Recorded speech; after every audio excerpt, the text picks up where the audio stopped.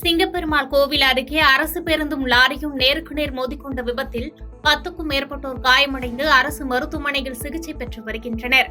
திருவண்ணாமலையிலிருந்து 30க்கும் மேற்பட்ட பயணிகளை ஏற்றிக்கொண்டு அரசு பேருந்து ஒன்று கிளாம்பாக்கம் நோக்கி வந்து கொண்டிருந்தது.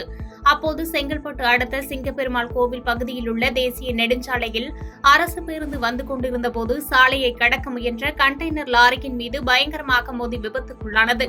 இதில் அரசு பேருந்தின் முன்பக்கம் சேதமடைந்த நிலையில் அரசு பேருந்து ஓட்டுநர், நடத்துனர் உள்ளிட்ட 10க்கும் மேற்பட்டோர் காயமடைந்தனர்.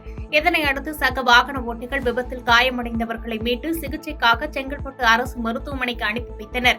இந்த சம்பவம் குறித்து தகவல் அறிந்து வந்த தாம்பரம் போக்குவரத்து புலனாய்வு போலீசார் விபத்திற்கான காரணம் குறித்து விசாரணை நடத்தி வருகின்றனர்.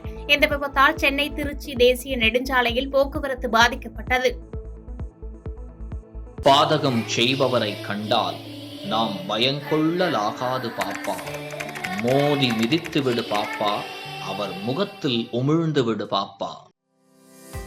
அண்மை செய்திகளை உடனுக்குடன் தெரிந்து கொள்ள இணைந்திருங்கள் இயம்நாடு தொலைக்காட்சியுடன்.